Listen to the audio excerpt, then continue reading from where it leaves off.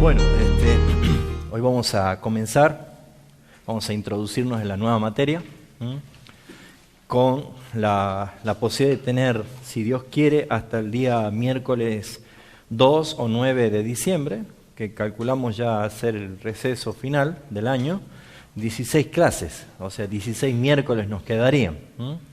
Eventualmente, si por alguna situación no se puede, vamos a ver si podemos acomodarla dentro del programa.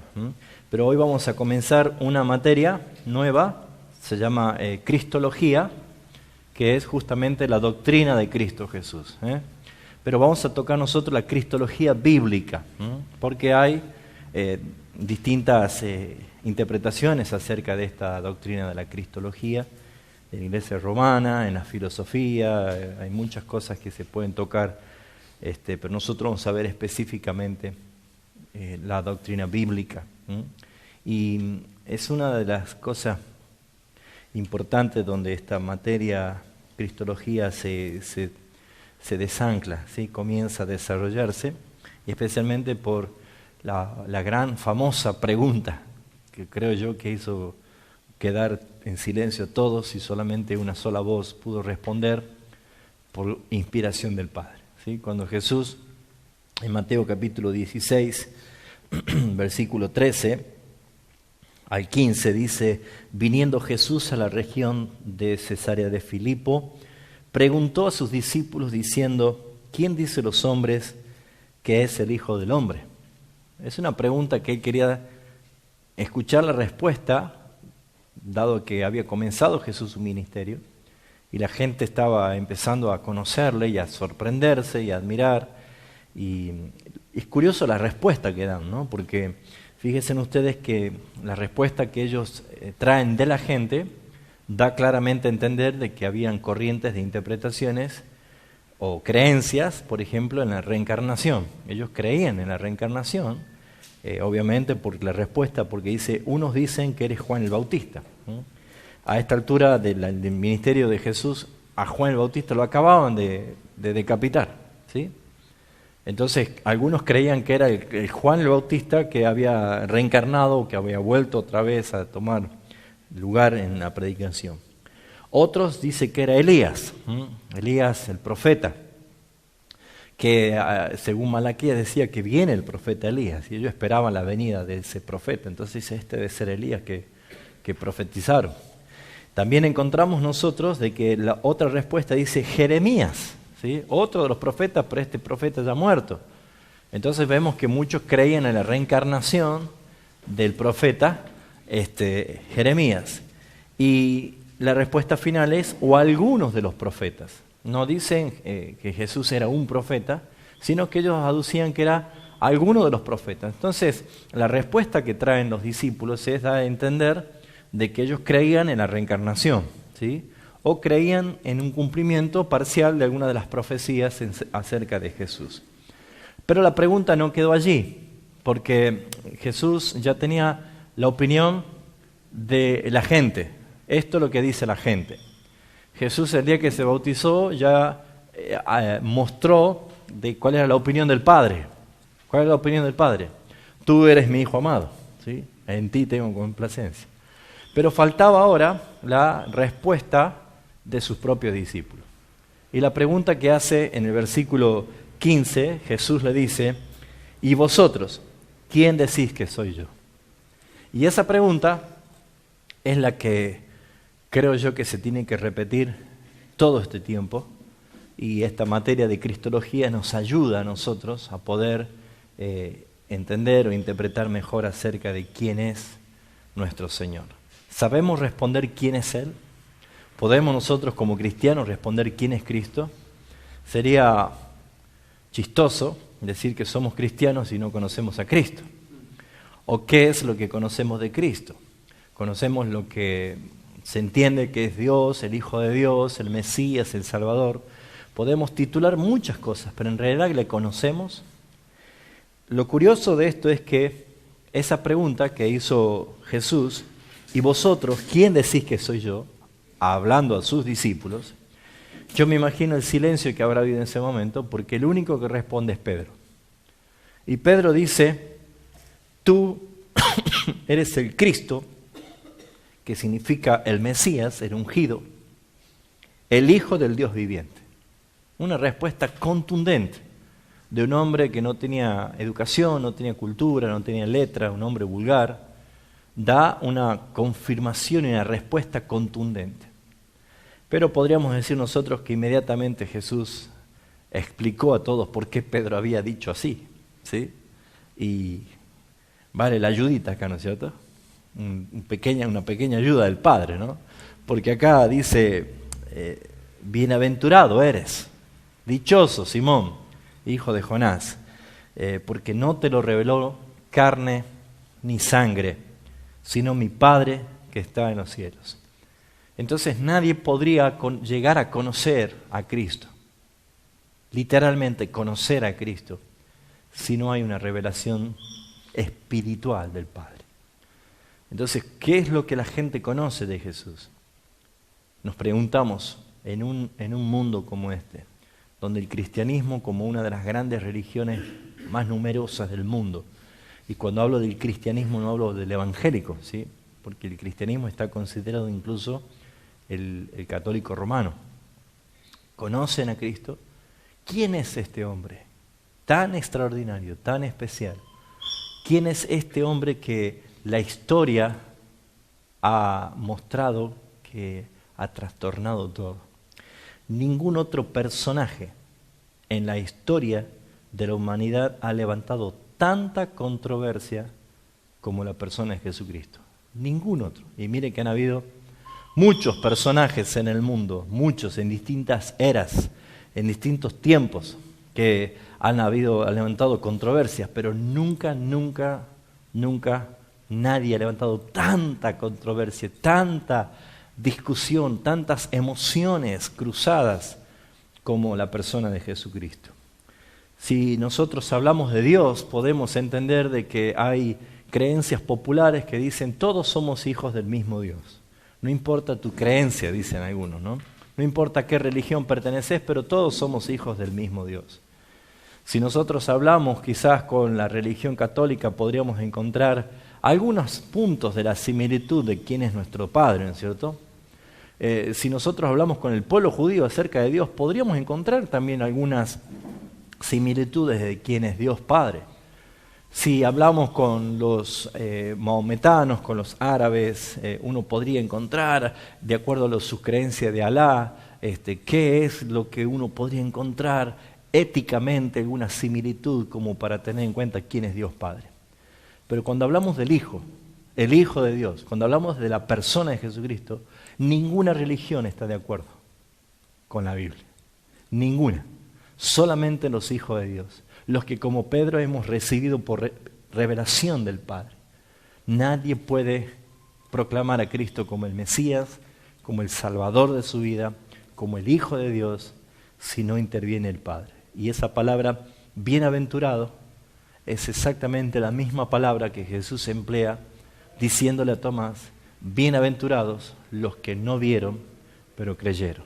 En este caso, la bienaventuranza se aplica a nosotros. Por la fe podemos llegar a creer en nuestro Salvador y Señor Jesucristo. Nadie en el mundo ha influenciado y ha cambiado el curso y el rumbo de la humanidad como Cristo. Nadie, absolutamente nadie.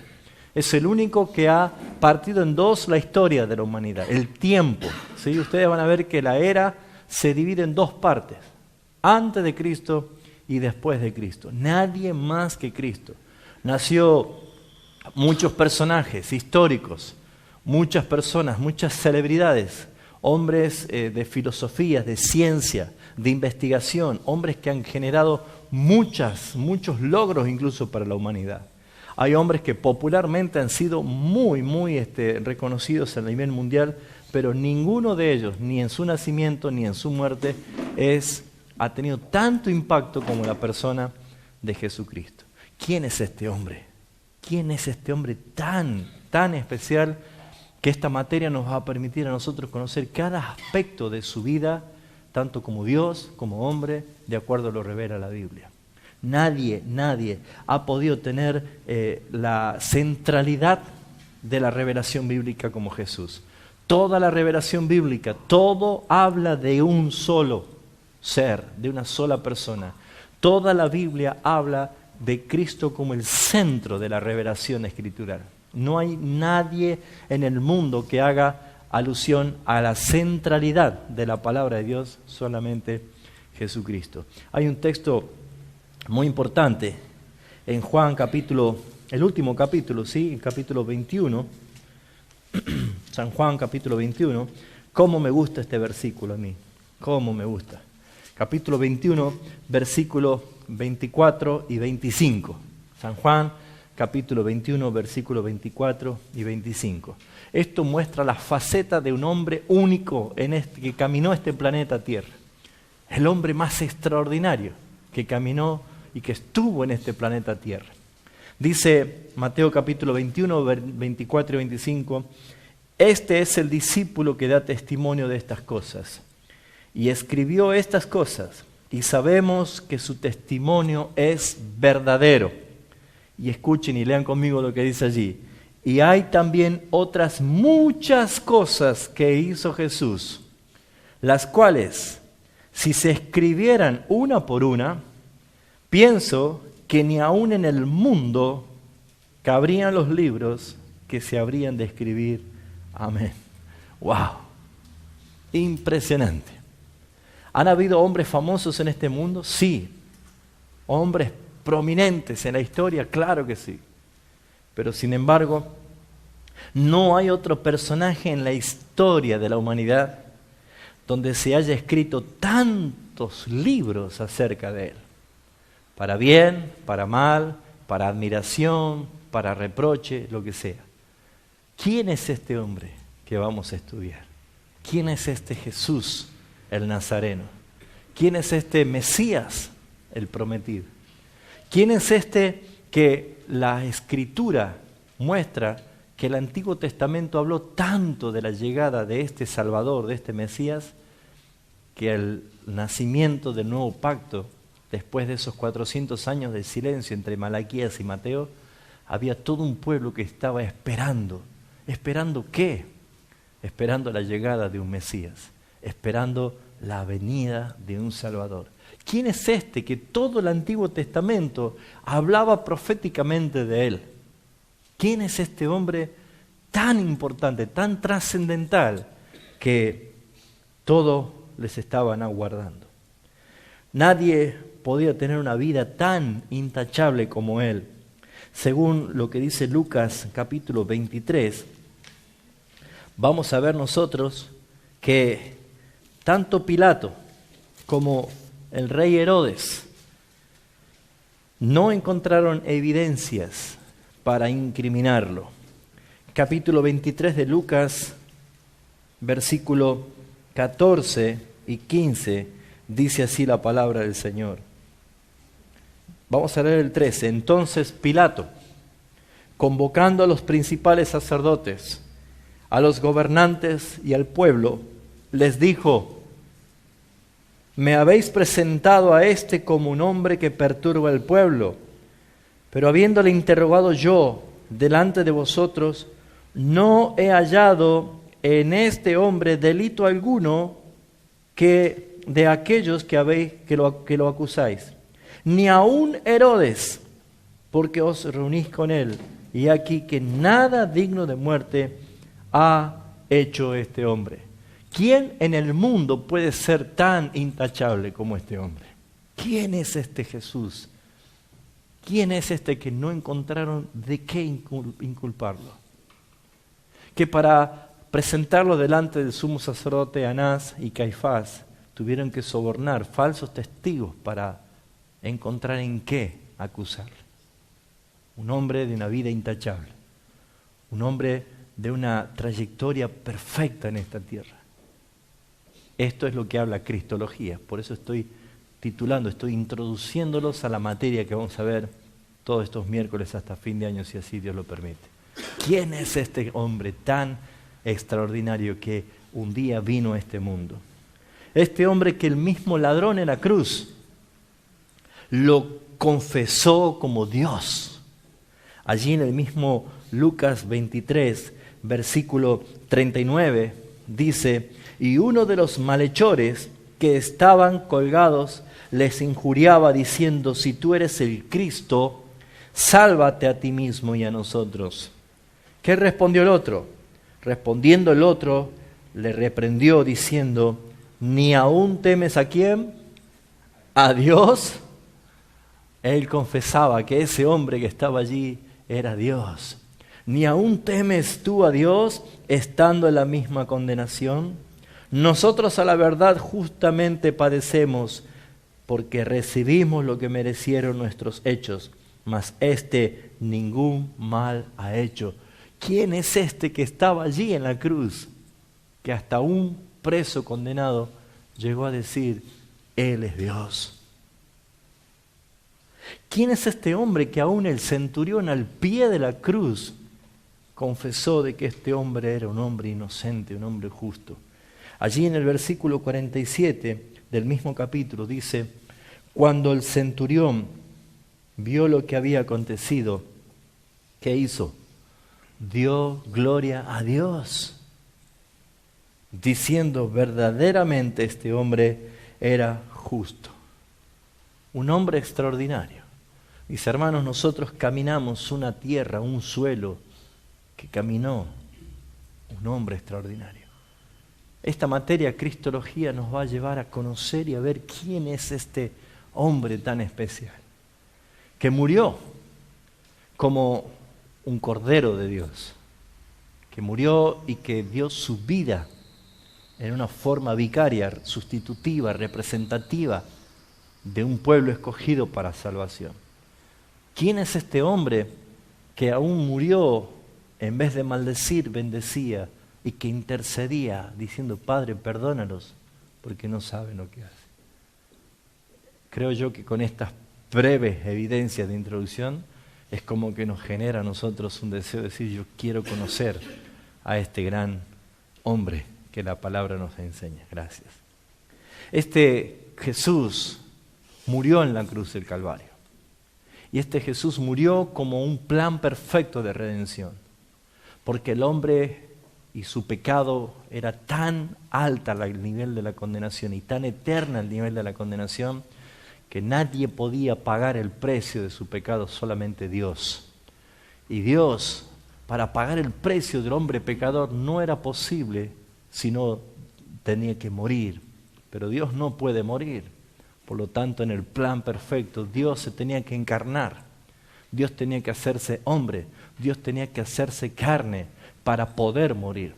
Y cuando Jesús murió en la cruz, murió como una obra cumplida, consumada del plan de la redención, un plan eterno que el Padre en la eternidad, en la Trinidad de Dios, habían elaborado para la gloria de Dios Padre. Y ese momento Jesús muere. Ese momento Jesús, siendo Dios 100% y siendo hombre 100%, Él muere para poder pagar nuestra redención. Nadie más que Dios podía pagar nuestra redención. Pero un hombre pecó, un hombre debía pagar. Por eso Dios se encarnó, para poder pagar nuestros precios, nuestra culpabilidad. Pero saben, hermanos, la historia muestra que han pasado 2000 años de este acontecimiento. Y sin embargo, al tercer día de la resurrección de Jesús, apareció una tumba ¿cómo? Vacía. Y esa tumba vacía continúa hablando hasta el día de hoy. Esa tumba vacía le dice a la historia que trate de borrar este acontecimiento. Y la historia no puede borrar. Esa tumba vacía hasta el día de hoy le dice a la filosofía que trate de explicar ese acontecimiento. Y la filosofía no puede explicar este acontecimiento. Desde hace 2000 años esa tumba vacía reta permanentemente a la ciencia de que trate de imitar ese acontecimiento de la resurrección. Y la ciencia, por más ciencia que sea, no puede ni generar vida ni resucitar a nadie. Esa tumba vacía es lo que dice la palabra, que Dios ha enloquecido la sabiduría de este mundo. Esas son evidencias que habla de que este hombre tan especial que estuvo en este mundo, llamado Jesús, es realmente Dios. Él es un Dios extraordinario, pero es un hombre extraordinario. Él es alguien que en verdad nos lleva a nosotros a suspirar y a admirar y a impresionarnos en la majestad de este ser tan precioso que habitó entre nosotros, que vino y que moró y que vivió en este mundo. Si bien es cierto, la materia nos va a llevar a ver los siguientes temas, que lo vamos a ver, si Dios quiere, hasta el miércoles 2 o miércoles 9 de diciembre, si así Dios lo permite, que son 16 miércoles, 16 clases tenemos para ver. Y vamos a desarrollar los temas inmediatamente desde el próximo miércoles, comenzando a ver Jesús como Dios, ¿sí? Ese va a ser el tema del próximo miércoles.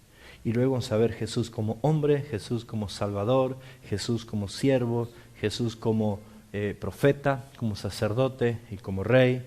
Vamos a ver a Jesús como maestro, a Jesús como líder, vamos a ver la santidad de Jesús, vamos a ver las afirmaciones de Jesús de sí mismo, vamos a ver las predicciones acerca de Jesús, vamos a ver a Jesús y la resurrección, Jesús y el Pentateuco que dice la palabra en el Antiguo Testamento, vamos a ver Jesús y la historia, Jesús confrontando a la vida y Jesús desafiando al mundo.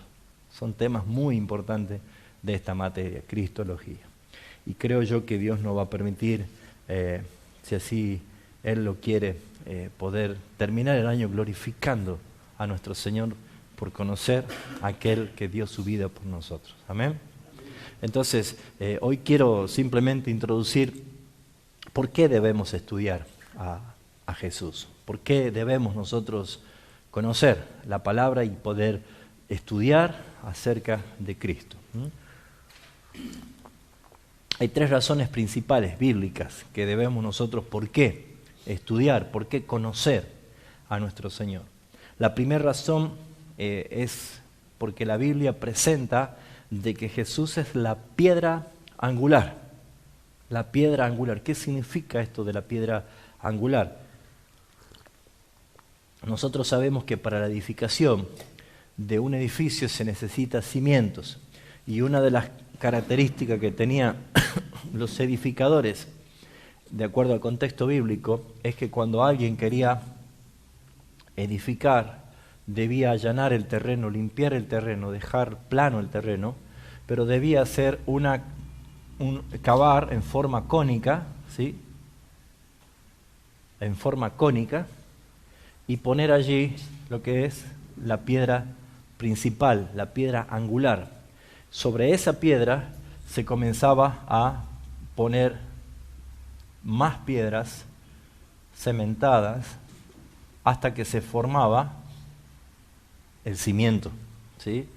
La piedra angular determinaba la base sólida y entonces allí se podía edificar el edificio.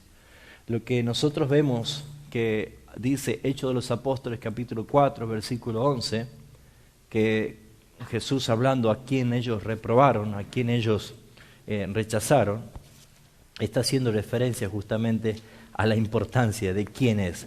A este Jesús es la piedra reprobada por vosotros los edificadores, la cual ha venido a ser cabeza del ángulo. Es lo principal, es la base, es el centro. Y agrega el versículo 12, ¿por qué Cristo es la piedra angular?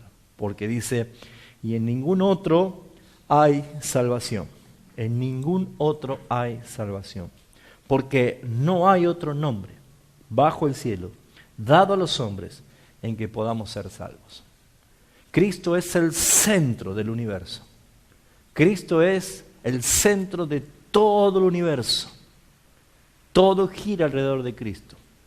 Toda la revelación bíblica, el centro es Cristo. Él es el que centraliza todo lo que existe. Y todo lo que existe está con una sola dirección, hacia Cristo. Así como Juan vio en la isla de Patmos la visión de la adoración celestial, él vio un trono. y a uno sentado en el trono. Y vio un arco iris alrededor del trono. Nunca nosotros vemos un arco iris circular, ¿no es cierto? Siempre vemos un arco iris en semicírculo. Este arco iris era alrededor del trono. Era algo circular. Y los 24 tronos alrededor del trono. Y los 4 seres celestiales adorando. Está mostrando la centralidad. Cristo como centro del universo. Como la cabeza principal del ángulo. Que es la piedra angular, es la piedra de los edificadores. Cristo es el centro de todas las cosas. Fíjense en lo que dice Hebreos capítulo 1, versículo 3, haciendo referencia a la centralidad de Cristo en todo lo creado, en todo lo que es el universo y todo lo que existe. Hebreos capítulo 1, versículo 3 dice, siendo el resplandor de su gloria, la imagen misma de su sustancia, quien sustenta todas las cosas con la palabra de su poder, habiendo efectuado la purificación de nuestros pecados por medio de sí mismo, se sentó a la diestra de la majestad en las alturas. Este texto dice que todo lo que existe, toda la creación, subsiste y existe porque Cristo la sustenta con su palabra. Si Cristo no existiera, no existiría nada, mis hermanos. Ni nada sería sustentado. Él es el centro. Por eso es que esta importancia de mostrar como Cristo, la piedra angular, como el centro de toda la revelación bíblica, como el centro de todo el universo, ese es el mismo Señor que habitó en esta tierra, que vivió como hombre y que murió a favor de un pueblo. La palabra de Dios muestra que también la ley nos conduce a Cristo también, ¿sí? Como dice Gálatas, capítulo 3, principalmente mostrada la ley como un ayos, ¿sí? Dice Gálatas capítulo 3, versículo 24, de manera que la ley ha sido nuestro ayo. La palabra ayo quiere decir guía, ¿sí? El que nos cuida, el que nos guía, nos encamina, ¿sí? Eso es la palabra ayos. La ley ha sido nuestro ayo para llevarnos a Cristo a fin de que fuésemos justificados por la fe.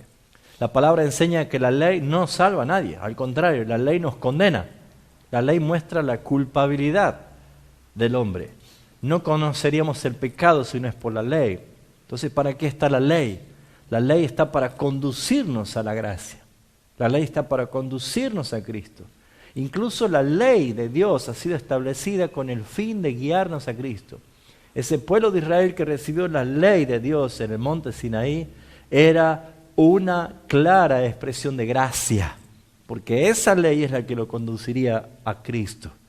Todo es apuntar a Cristo. ¿Se dan cuenta por qué necesitamos aprender cristología? ¿Por qué necesitamos conocer de Cristo? Porque es el centro. No puede haber un cristiano que no conozca a Cristo. No puede haber algo más importante que conocer a Cristo. Conocer a Cristo es conocer toda la palabra de Dios. Conocer a Cristo es entender que todo el universo gira alrededor de Él y que es la persona más importante revelada en las Escrituras para nuestra comprensión, puesto que Cristo es el que sustenta todas las cosas por su palabra. Amén.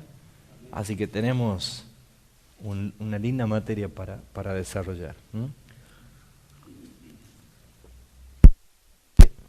Este Jesús, como dice Gálatas capítulo 4,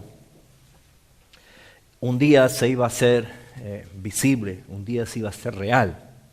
En Gálatas capítulo 4, versículo 4 dice, pero cuando vino el cumplimiento del tiempo, había un tiempo que cumplir, Dios envió a su Hijo, nacido de mujer y nacido bajo la ley. ¿Cuál era el fin? Para que redimiese a los que estaban bajo la ley, a fin de que recibiésemos la adopción de hijos. ¿Qué es lo que vemos aquí? Es que hubo un tiempo marcado, prefijado, preordenado, establecido por Dios en su soberanía, de que ese Cristo, ese Hijo de Dios, iba a ser visible, se iba a presentar, iba a tomar forma de cuerpo, iba a venir a este mundo para ser revelado como el Mesías, como el Salvador. En Filipenses capítulo 2 encontramos el versículo 5 que dice cuál es el carácter de esta manifestación de Jesús encarnado. Haya pues en vosotros este sentir que hubo también en Cristo Jesús, y acá lo dice, el cual, siendo forma de Dios, no estimó él a ser igual a Dios como cosa que aferrarse, sino que se despojó a sí mismo, tomando forma de siervo, hecho semejante a los hombres, y estando en condición de hombre, se humilló a sí mismo, haciéndose obediente hasta la muerte y muerte de cruz. Esto es lo que vamos a ver un poquito más adelante, conociendo lo que es el estado de la humillación de Cristo. Fíjense en ustedes el estado descendente, siendo forma de Dios, llegó a ser hombre, hecho semejante a los hombres, hecho siervo, ¿sí? Obediente hasta la muerte y muerte de cruz, es tratado como un esclavo, como un reo, para que nosotros podamos tener vida. Es un hombre extraordinario. Realmente es algo que deberíamos darnos el tiempo de poder estudiar, conocer, deleitarnos y gozar. Pero ¿saben, mis hermanos? Nunca nos olvidemos del principio de la bienaventuranza. Pedro, no te lo reveló carne y sangre, sino mi Padre. Y si nosotros tenemos la oportunidad de conocer y gozarnos y entender quién es Jesús, aquí está obrando también la revelación del Padre. Porque nadie podría ni entender, ni conocer, ni admirar a Cristo si no fuera por el Padre. Seríamos uno de los tantos que están por el mundo conociendo en forma intelectual, con una mente muerta espiritualmente, sobre quién es Cristo. Seríamos uno de los tantos que tienen velos, que solamente el Padre puede revelar. Entonces, ¿cuáles son los principales motivos? El primero es porque Él es la piedra angular, Él es el centro, la centralidad de la palabra, la centralidad de la vida del cristiano. Por eso que Cristo no puede ser en ningún aspecto secundario en tu vida. Él debe ser el centro de tu vida, porque en todo lugar, en el universo es el centro, en la Biblia es el centro. Él es el centro, la centralidad de la adoración es Él. La centralidad de la admiración es Él, la centralidad de la gloria es Él. Por lo tanto, Cristo no puede estar al margen en mi vida. Cristo tiene que ser el centro de la vida del cristiano. Y eso requiere mucho acerca de la aplicación de este conocimiento. Cuando nosotros más conocemos de Él, más nos sometemos a su señorío. Y ese es el propósito de esta materia también. No sé qué le pasa a esto. Segundo punto, ¿sí? Yo no sé si acá estoy haciendo yo descarga, puede ser, o yo me muevo y... Bueno, lo dejemos ahí. El segundo punto es, conocer a Jesús es conocer al Dios Padre, ¿sí? Porque acá hay algo muy claro. Dios siempre ha expresado en la palabra el deseo de que quiere que nosotros le conozcamos. Él quiere que le conozcamos. Y Dios siempre a través de la palabra ha revelado de que Dios quiere relacionarse con su pueblo. Siempre. ¿Sí? Por ejemplo, cuando Dios dijo hagamos al hombre, habiendo creado todo el universo, habiendo creado el Edén, un hermoso lugar, habían animales, habían bellezas, árboles, plantas, ríos, montañas, galaxias, había de todo, pero faltaba el hombre. Faltaba con quien Dios quería relacionarse. Entonces Dios dijo, hagamos al hombre. ¿Cuál era la intención? De que el hombre le conozca. Y Dios quería relacionarse con el hombre. Entonces esta revelación inicial del Edén, estamos viendo nosotros de que Dios ha mantenido esta idea y este deseo de que el hombre le conozca y que Dios pueda relacionarse con el hombre. ¿Qué es lo primero que conoció Adán de Dios? Es un Dios de orden, un Dios de juicio, un Dios de santidad. ¿Y qué es lo que reclamaba Dios del hombre? Obediencia. Mira, Adán, de todos los árboles podrás comer, deleitarte de todo lo creado, pero solamente de este árbol no vas a comer. ¿Qué demandaba Dios? Obediencia, de un solo mandamiento. Esa era la relación, la forma de relacionarse con Dios era obediencia, obediencia. ¿Qué pasó con Adán y con Eva? Cayeron. El pecado dio lugar a la separación. La muerte es la separación. Y lo que vemos nosotros es que el hombre fue destituido de la gloria de Dios, apartado, separado de la comunión con el Señor. Pero Dios no había cambiado en sus planes de querer relacionarse con el hombre. Y Dios vuelve a darse a conocer ante un pueblo, ante un mundo pecador, ante un hombre caído y su raza y su generación caída, cuando Dios, después de la observancia de la pecaminosidad del hombre, manda un juicio del diluvio universal. Pero muestra otra vez un acto de redención y un acto de relación. Dios quiso volver a relacionarse con el hombre a través del pacto con Noé, cuando Dios le dijo, hazte un arca. Y cuando Noé hizo el arca, vino la prueba de la obediencia. Entra tú y tu familia al arca, y el hombre debía obedecer. Y allí vemos nosotros otra vez una expresión de relación de Dios con el hombre en el arca a través del pacto con Noé. Pero no pasó mucho tiempo que volvió el hombre a degenerarse, a prostituirse, el pecado ya estaba en ellos. Dios no desistió de su deseo de que el hombre le conozca y Dios poder relacionarse. Cuando el hombre estaba provocando a Dios en esa torre de Babel, levantando una identidad propia, independiente a Dios, Dios descendió y otra vez expulsó con juicio a toda la humanidad y así la humanidad se esparció por todo el mundo, pero el deseo de volver a relacionarse Dios con el hombre se hizo visible una vez más cuando Dios llama de la tierra pagana de Ur de los Caldeos a Abraham, para que sea el pacto con Abraham, la bendición de la herencia. Dios quería tener un pueblo que le conozca y una relación nuevamente entre Dios y ese pueblo. Y le dijo a Abraham, en ti serán benditas todas las familias de la tierra. Y en tu simiente. Y nosotros vemos de que Abraham, en su intento de obedecer, fue llevado por Sara a tener y concebir un hijo de la sierva egipcia Agar. Pero Dios le había dicho que no era de esa forma, iba a ser un hijo de Abraham. Por lo tanto, la fe en Dios que tenía Abraham, que dice de Pablo, creyó aún contra esperanza, ¿sí? Viendo y considerado su cuerpo como muerto casi, porque era un hombre de 100 años. Abraham concibe de Sara a Isaac y comienza una vez más la relación de Dios a través del pacto con Abraham y el pacto con Isaac y el pacto con José, de tal manera que de los hijos de José, en la descendencia de los 12 hijos de Jacob, José, el hijo, es en donde vemos nosotros la relación de amor, de misericordia, de guardar a toda su familia en Egipto bajo el gobierno y la protección de José. Pero murió José, murió ese faraón, los hebreos comenzaron a multiplicarse y una vez más, 400 años de ignorancia, 400 años de no saber quién era Jehová Dios, su Dios, el Dios de los hebreos, Dios muestra otra vez un deseo de que le conozcan y una vez más el deseo de relacionarse.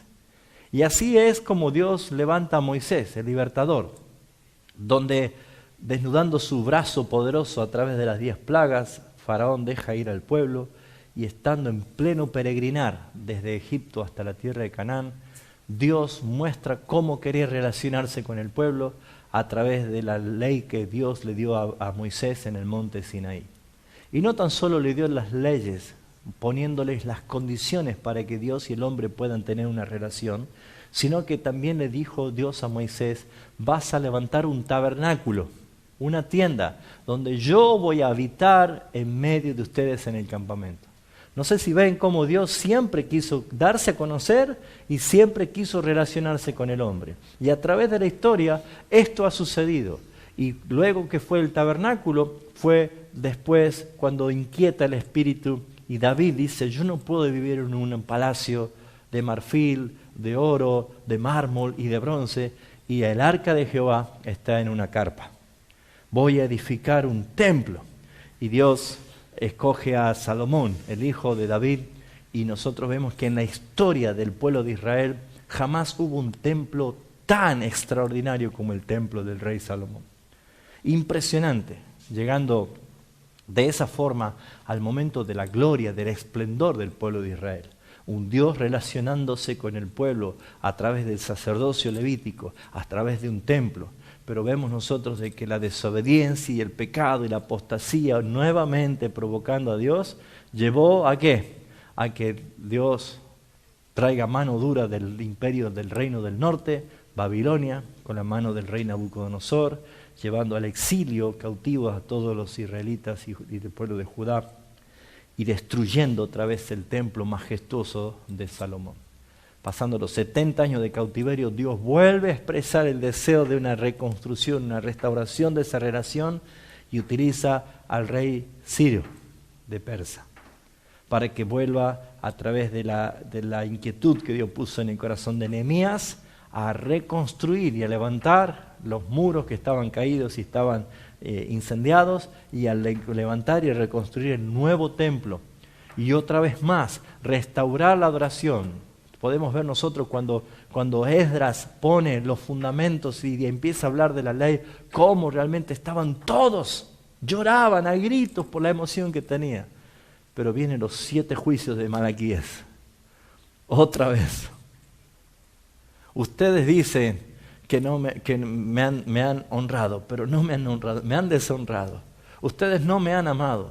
Ustedes no me han dado la honra que yo merezco como rey o como padre o como señor. Ustedes me habéis robado, dice. Y fíjense ustedes, son 7 juicios que para ellos estaban perfectos, porque dicen ¿qué? ¿En qué lo hicimos? ¿En qué? Pero todo esto vemos nosotros que después de Malaquías vienen esos 400 años de silencio donde Israel, el pueblo, cae en una tremenda apostasía, una destrucción de ese templo.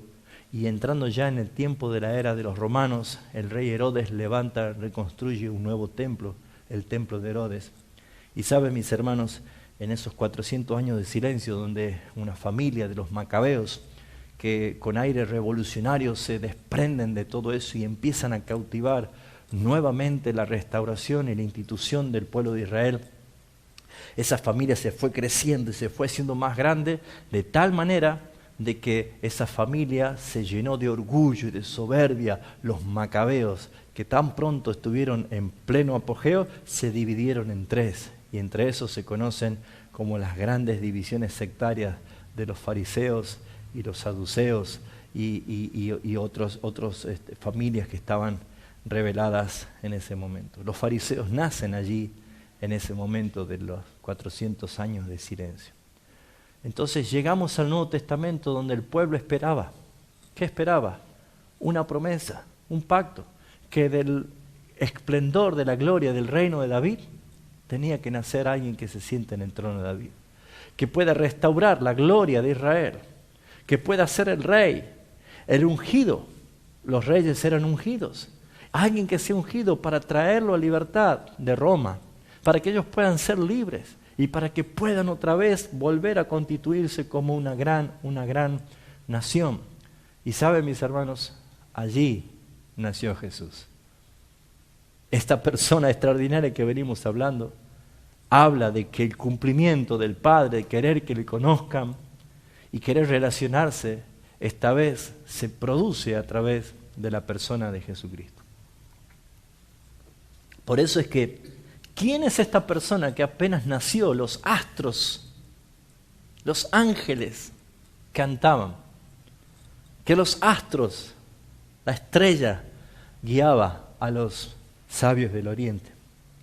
¿Quién es este hombre tan especial que el mismo Simeón, esperando la confirmación de que no moriría sin antes ver la salvación que traería Dios sobre su pueblo?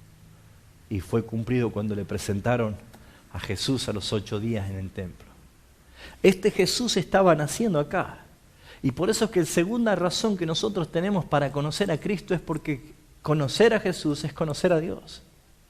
Ahora bien, el deseo de conocer a Dios es tan grande que aún el pueblo de Israel, el judío más religioso, más ortodoxo, el hebreo más aferrado a la fe, el deseo más grande era ver a Dios cara a cara, conocer a Dios cara a cara. Fíjense, las naciones paganas tenían todos sus dioses. Egipto tenía sus dioses, ¿sí? Ese dios con cara de perro, o el dios que tenía la forma del sol, Ra, o Amon-Ra, el otro dios.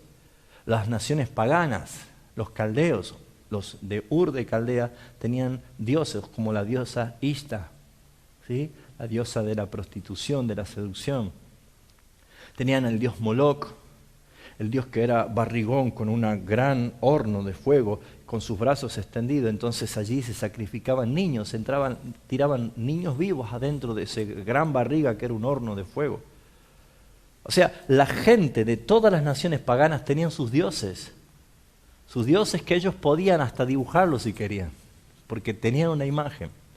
Pero este era el único pueblo que tenía al único Dios, porque eran monoteístas. El único Dios vivo, existente, pero que encima dice que era invisible. Y para el colmo, en sus leyes dice, no te vas a hacer ninguna imagen mía. ¿Cuál es este Dios? ¿Cómo creemos en un Dios que no vemos? ¿Cómo describimos a las demás naciones quién es nuestro Dios? Así que el deseo de todos los que pertenecían al pueblo de Israel era ver el rostro del Señor. Fíjense en que ese fue el pedido de Moisés. En Éxodo capítulo 33 encontramos nosotros a un Moisés en plena intimidad, porque Moisés estaba a solas con Dios. Y Moisés llega a decirle el deseo que había en su corazón. Dice Éxodo capítulo 33, versículo 18. Él entonces le dijo, Moisés le dijo, te ruego que me muestres tu gloria. Cuando dice te ruego que me muestres tu gloria, estaba haciendo referencia a su faz, a su rostro. Muéstrame tu cara. Él respondió, yo haré pasar todo mi bien delante de tu rostro. Proclamaré el nombre de Jehová delante de ti. Y tendré misericordia del que tendré misericordia y seré clemente con el que seré clemente. Dijo más, no podrás ver mi rostro. ¿Ven que estaba pidiéndole ver el rostro? Porque no me verá el hombre y vivirá. Moisés tenía ese deseo de poder ver el rostro del Señor. Ahora, ¿qué Dios tiene rostro? Si es el Dios que nosotros tenemos es invisible.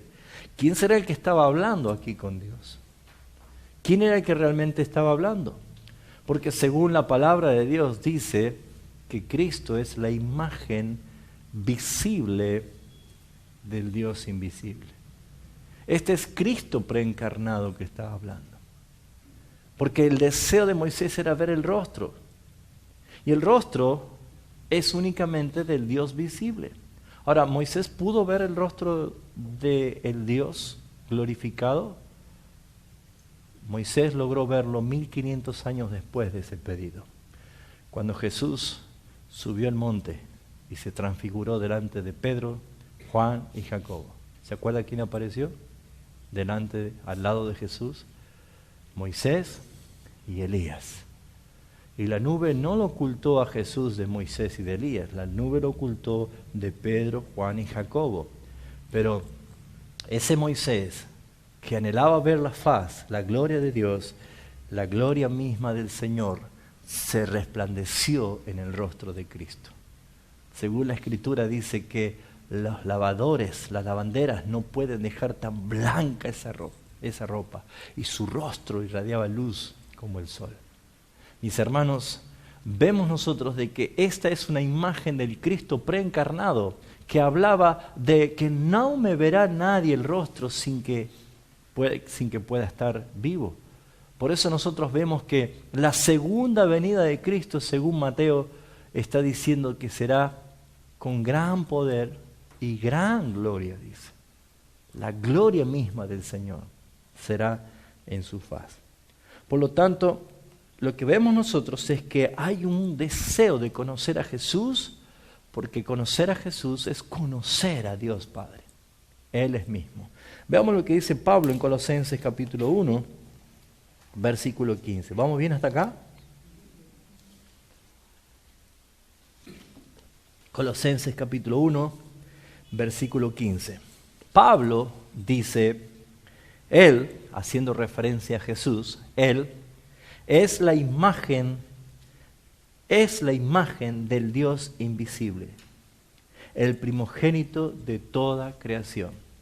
Cristo es la imagen del Dios invisible. ¿Alguien quiere ver a Dios? ¿A quién va a ver? A Cristo.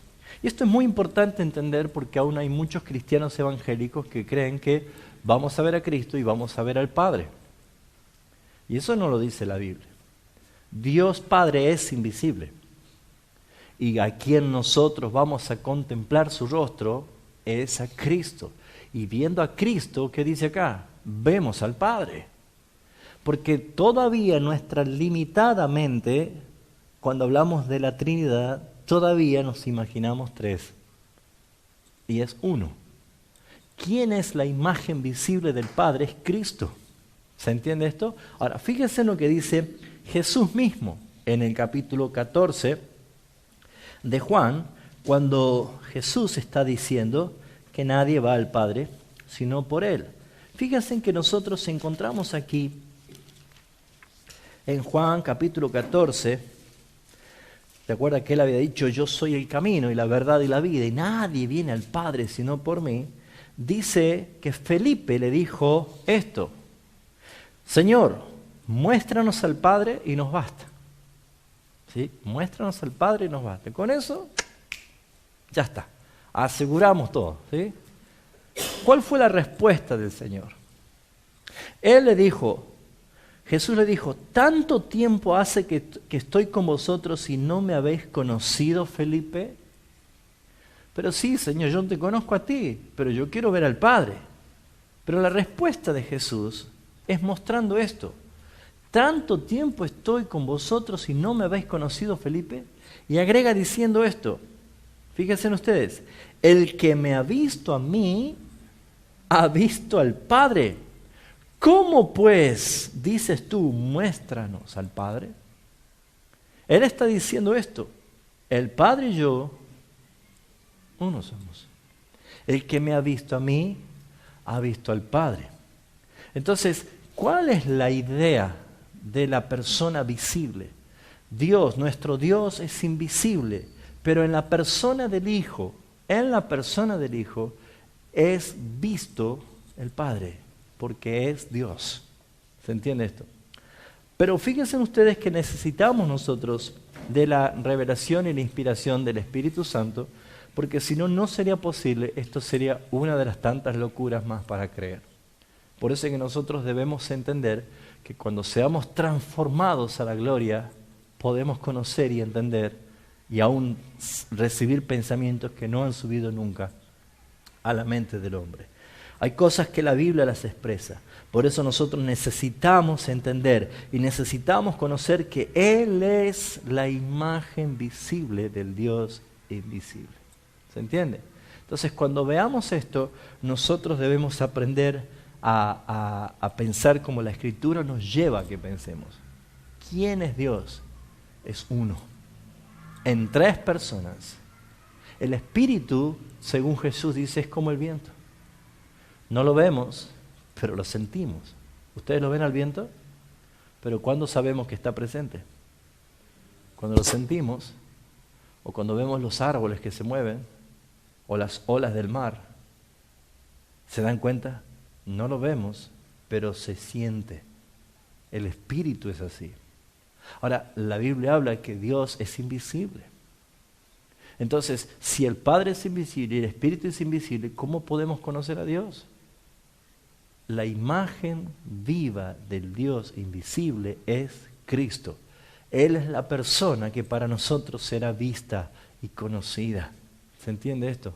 Entonces, la Escritura nos lleva, por eso vamos a empezar a ver quién es Jesús como Dios, Jesús como hombre, y vamos a empezar a ver cómo la Biblia revela y presenta a Jesús, incluso preencarnado. Antes de que se encarne como Hijo de Dios, había en lo que se conoce como teofanía, apariciones o presencias de Jesús antes de presentarse como el Hijo. Ahora, ¿Cuál era el deseo de todo israelita? Ver y conocer a su Dios. Pero ¿qué pasó cuando Jesús apareció encarnado y dijo, el que me ha visto a mí, ha visto al Padre? ¿Qué pasó? No lo aceptaron. Lo rechazaron. No le creen.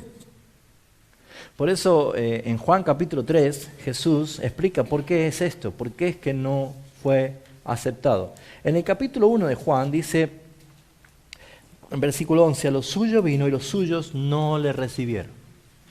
¿Por qué no le recibieron? Capítulo 3, versículo 19, dice, y esta es la condenación. Esta es la condenación. Que la luz vino al mundo. Y los hombres, ¿qué hicieron? Amaron más las tinieblas que la luz, porque sus obras eran malas. Vino el Señor, Él estuvo. En el capítulo 1 de Juan, versículo 14, dice, y aquel verbo fue hecho carne y habitó entre nosotros. Estuvo entre nosotros, caminó entre nosotros. Ahora, como verán ustedes, conocer a Jesús es conocer al Padre. Por eso es que dentro de las razones bíblicas de por qué debemos conocer a Cristo, y esta materia nos va a llevar a eso, primero porque Él es el centro, es la piedra angular, porque si no conocemos a Él, no conocemos a nada. No conocemos nada. Todo está centrado en Cristo Jesús, todo lo que existe, ¿sí? Segundo, porque conocer a Jesús es conocer al Padre. Cómo el Padre se revela a través de la palabra y a través del Hijo. Por eso que nosotros podemos conocer al Padre a través del Hijo. Y estos son los textos y otros más que podemos hacer esta doctrina. Y el tercer punto es principalmente porque el Padre quiere hacernos a nosotros a la imagen de su Hijo. ¿Sabes por qué te salvó el Señor? Porque quiere que tú seas a la imagen del Hijo. Ahora, creo que eso nos debería llevar a nosotros entonces a decir, ¿cómo es el Hijo? Porque si el Padre quiere hacerme a la imagen del Hijo, ¿cómo es el Hijo? Y no estoy diciendo en el aspecto físico, porque ¿qué pasaría con las hermanas? ¿Serían barbudas? No estamos hablando de esto. Y si Jesús fuera un Robert Powell, para mí sería un negocio, ¿no es cierto? Tener unos ojitos azules, sería ideal. No está hablando del aspecto físico, ¿sí? Aparte, de acuerdo a la descripción en la Biblia, nosotros vemos que hace referencia a que Él es el deseado, el amado, el más hermoso de los hijos de los hombres. Pero ¿hacía referencia al aspecto físico realmente? O por ahí encontramos al profeta Isaías que decía que no había hermosura en Él. ¿Qué es lo que a quién describe a Jesús? Según lo que podemos ver nosotros, es que la señal de Judas para prender a Jesús en el Getsemaní tuvo que ser un beso. Darle un beso para que sepan quién es. Aquel a quien yo besare, ese es prenderle. Por lo tanto, estamos viendo de que Jesús en aspecto, en rasgo, en apariencia física, no era Robert Powell. Probablemente era un hombre común y corriente, un hombre tosco como cualquiera de nosotros. Porque sería para nosotros decir, ¡ay, voy a ver a Jesús, voy a conocer a Jesús! Y si llevamos nosotros la imagen de un Robert Powell o llevamos la imagen de un actor de Hollywood, ¿qué es lo que nosotros realmente tenemos que ver? Porque en sí la belleza es subjetiva, ¿sí?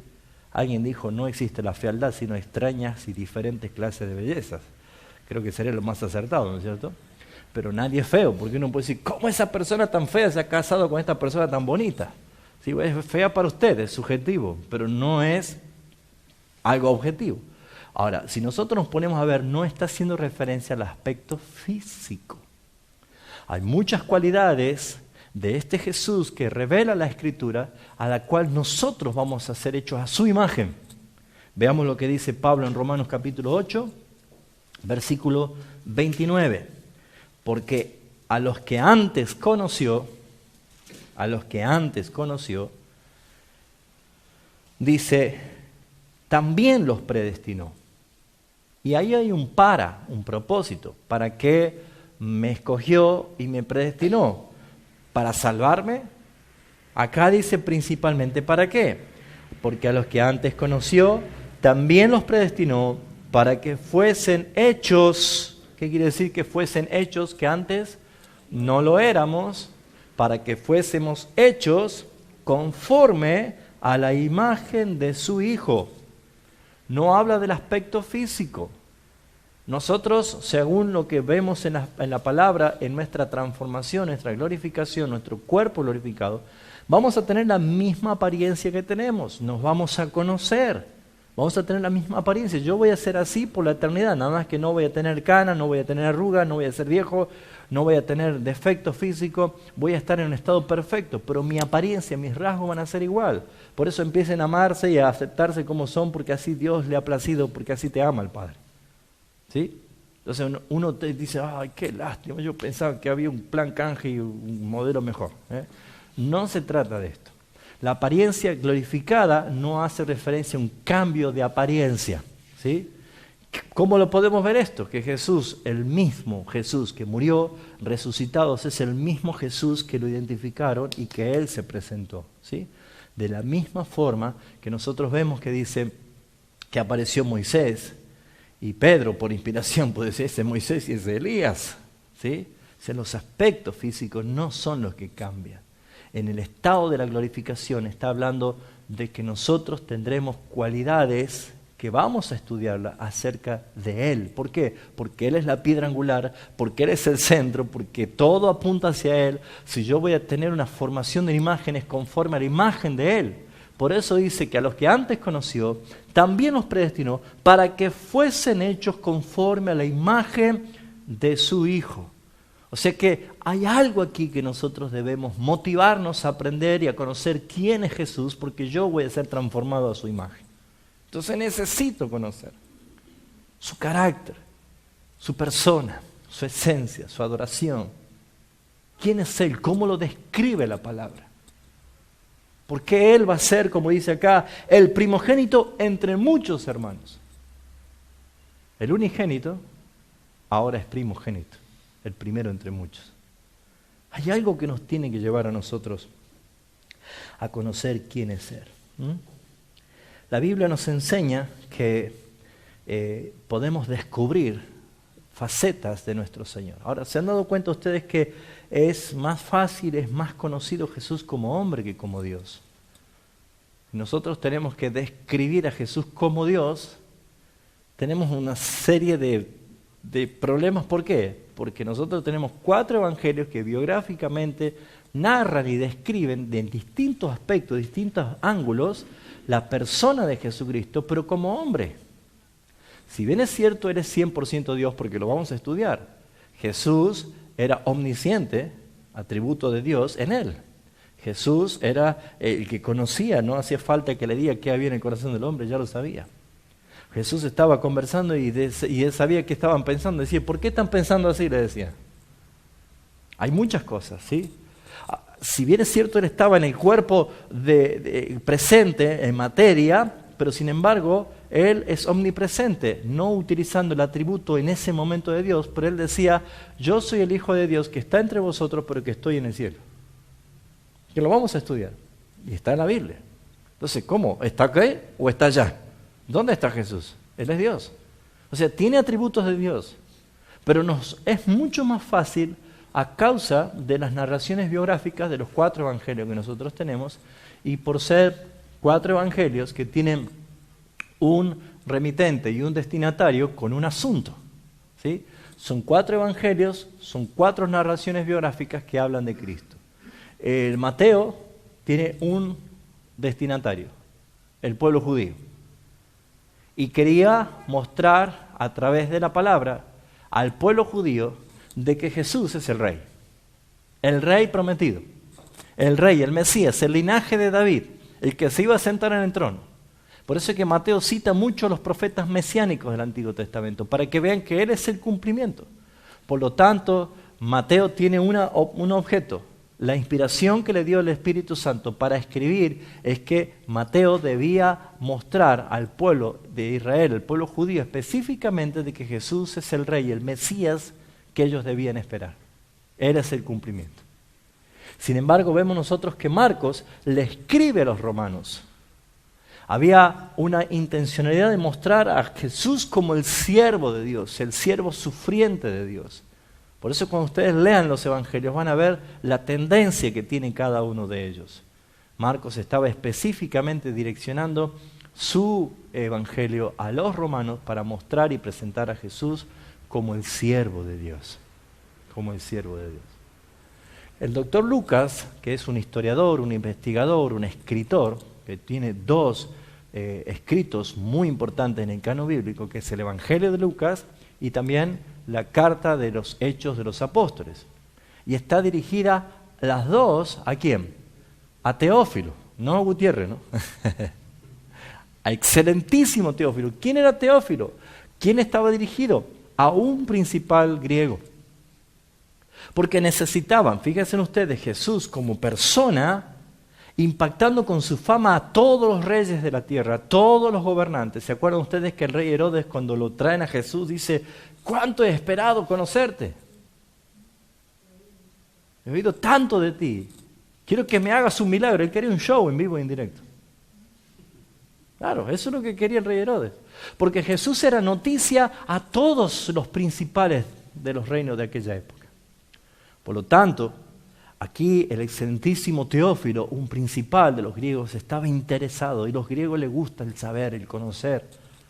Son amantes de la filosofía, son amantes del conocimiento. Entonces, dice, como Lucas dice, estudié indagando minuciosamente los hechos que paso a relatarte. ¿Se dan cuenta ustedes que la investigación de Lucas era tan exquisita porque el que demandaba era exquisito? Por eso los detalles de Lucas, de la profecía, del advenimiento, del nacimiento, de la forma del nacimiento virginal, dónde nació, en qué lugar, a dónde fueron ellos exiliados por causa de la amenaza de Herodes, y todos los detalles, genealogías y tantas cosas. Porque el detalle era lo que atraía a los griegos, necesitaban conocer esto.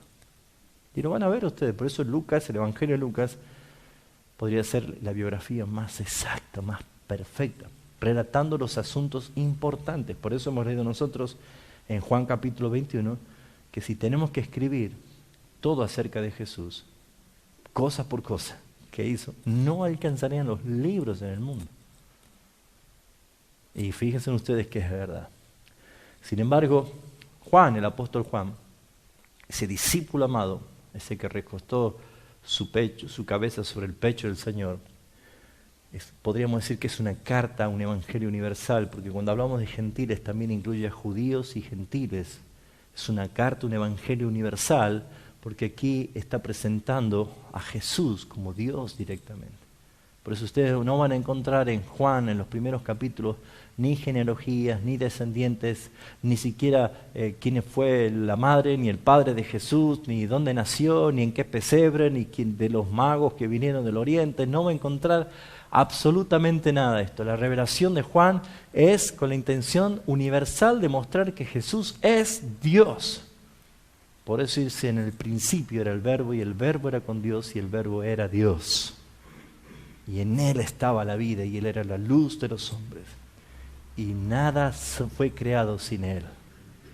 Por Él todas las cosas subsisten. Y aquel Verbo se encarnó y habitó entre nosotros. Por eso es que la cristología ronda más bien en la revelación de Juan. Porque Juan presenta a Cristo como el Hijo de Dios. Así que tenemos muchas cosas para ver. Estoy introduciéndolos a la materia. Pero este Jesús es el hombre más extraordinario. Nadie pudo igualar ni parecerse a nada de ninguno de los aspectos que Él se presentó. No tan solo fue hombre, sino también que al mismo tiempo fue Dios. Cuando dice que Él no estimó ser igual a Dios como cosa que aferrarse, no quiere decir que Él dejó de ser Dios. No es así. Él fue 100% Dios y 100% hombre. Solamente que en sus atributos de hombre Él estaba sujeto a la voluntad del Padre.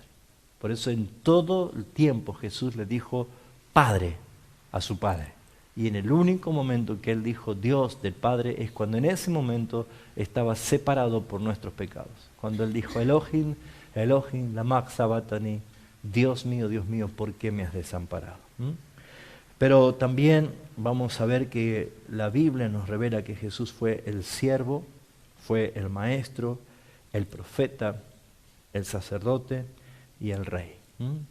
Atributos también de nuestra conformación a Él, porque también nosotros somos siervos, también somos llamados a ser maestros, porque la gran comisión no dice tan solo predicarles, sino que dice enseñándoles que guarden todas las cosas. ¿A quiénes? A los discípulos. Ir y hacer discípulos. El ser maestro es para todos, mis hermanos. Por eso aprendemos para enseñar. ¿Se entienden? También nosotros somos los que cumplimos el rol del profeta. ¿Cuál es el rol del profeta? Ser mensajeros. Tenemos un mensaje de parte de nuestro Rey. Y el mensaje del Evangelio de Jesucristo.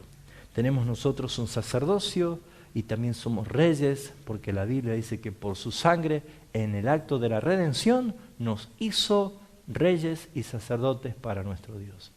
Una relación sacerdotal perfecta de adoración y también una legislación de la ley de Dios aplicada en nuestras vidas y en todo lo que nosotros hacemos. Por eso es muy importante conocer quién es nuestro Salvador. Y para finalizar, en esto, lo que es cristología, vamos a ver de diferentes ángulos cómo la Biblia manifiesta y revela quién es este Cristo, quién es este hombre que fue anunciado proféticamente, que fue encarnado y que fue glorificado. Esas tres etapas de Cristo también las revela la Escritura. Así que, mis hermanos, tenemos algo muy hermoso. Es una de las materias que a mí me gusta mucho. Aprendo mucho, me da emoción conocer a mi Señor, conocer a ese Salvador. Porque a veces figuramos y decimos superficialmente o titulamos quién es Él. Pero si el Señor pudiera hablarte en este momento a través de la palabra, te podría hacer exactamente esta misma pregunta. ¿Y tú quién dices que soy yo? ¿Realmente le conocemos? ¿Conocemos quién es Él? Y entre todo esto vemos los oficios de Jesús, los 2 estados de Jesús, la tarea que Él desarrolló estando aquí en la tierra y la tarea que Él desarrolla actualmente y por los siglos sentado en su trono. Qué hermoso, qué extraordinario es conocer así a nuestro Señor. Entonces, esta es la materia. Quería simplemente presentar y poder mostrar que este Jesús es el que desafió al mundo.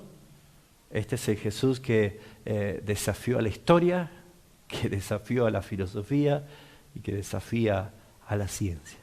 Nadie puede borrar la historia, nadie puede explicar los sucesos y nadie puede igualar absolutamente ningún concepto lo que Él hizo. Entonces, este es nuestro Salvador. Por eso es que yo les animo a mis hermanos de que perseveremos estas 16 clases que son apasionantes. Vamos a conocer y vamos a entregar toda nuestra pasión a nuestro Salvador, conociendo lo que la Escritura nos habla de Él. Amén.